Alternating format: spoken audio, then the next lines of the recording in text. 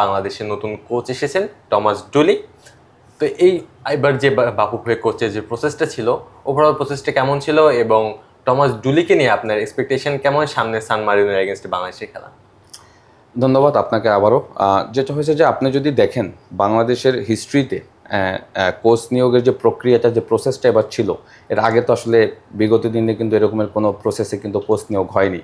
তো সেই জায়গাটা থেকে আমি বলবো যে এটা তো বিশাল একটা ব্যাপার, যে বাংলাদেশে কোচ নিয়োগের প্রক্রিয়াটা টেন্ডার সাবমিট করে দেন, সেখানে বিভিন্ন কোচের প্রোফাইল এসেছে, সেখান থেকে বাছাই যাচাই করে দেন কিন্তু আপনি থমাস ডুলিকে কিন্তু কোচ করেছেন। সো এই প্রসেসটা একদমই নতুন।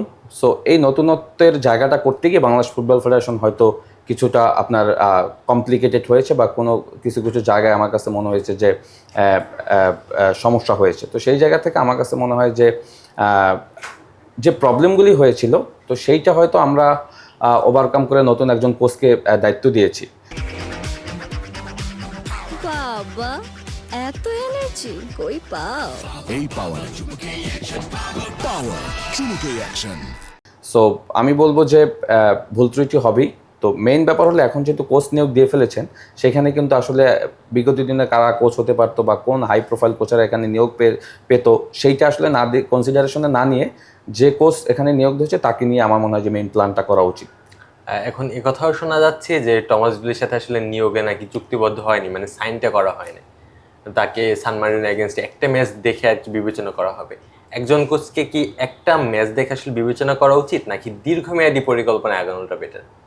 না, এইটা আমি আপনার কাছ থেকে শুনলাম এবং আমি কিছু সোশ্যাল মিডিয়াও তো দেখেছি, এবং অনেক বড় বড় যারা আর কি এই কোচ নিয়োগের প্রক্রিয়াতে যারা রিলেটেড ছিল, তারাও দেখেছি যে বলেছে যে আমরা আসলে কোচকে সান মেরিনো ম্যাচে এসিড টেস্ট হিসেবে দেখছি। এইটা আবার আনফর্চুনেট যদি আমার কাছে বলেন একজন এক্স ক্যাপ্টেন হিসাবে বা প্লেয়ার হিসাবে। সো একটা ম্যাচ দিয়ে আসলে আপনি একজন কোচকে কীভাবে বিচার করবেন এটা আসলে আমি জানি না। হ্যাঁ, এই স্টেটমেন্ট যদি তারা দিয়ে থাকে এবং তারা যদি এই প্রসেসে এগোয়, তাহলে কিন্তু তারা আবার একটা কোশ্চেনের ভিতরে পড়ে যাবে, টু বি অনেস্ট। কারণ সান মেরিনো ম্যাচের আগে হয়তো সে দুইটা সপ্তাহ সময় পাবে বা 10 দিন সময় পাবে। সেই সময়টা তো আসলে একজন কোচের জন্য পরীক্ষা দেওয়ার ব্যাপারে এনাফ না। তো সেই জায়গাটা যদি হয়, এটা আমি বলবো যে তারা আরেকটা কিন্তু নতুন কমপ্লিকেশন তৈরি করছে। হ্যাঁ, কমপ্লিকেটেড করছে জিনিসগুলিকে, এটা আসলে আমি আবার এর সাথে অ্যাকসেপ্টেবল করছি না, এবং অ্যাট দ্য সেম টাইম আমি এটাকে মানতেও পারছি না। কারণ কোচ নিয়োগের প্রক্রিয়াটা যেভাবে যাচ্ছিল, আমরা ধরে নিয়েছিলাম যে একজন কোচকে আপনি 2 বছরের জন্য নিয়োগ দিবেন এবং তাকে একটা প্ল্যান দিবেন, সেই প্ল্যানটা সে ধীরে ধীরে এক্সিকিউট করবে। বাট সেখানে যদি একটা ম্যাচকে আপনি যদি স্পেসিফিকভাবে তাকে দিয়ে যদি সেইটা যদি চিন্তা করেন তাকে পরবর্তী কোচের জন্য তাকে একটা নির্দিষ্ট সময়ের জন্য কন্ট্রাক্ট করবেন, এটা আবার ভেরি আনফর্চুনেট।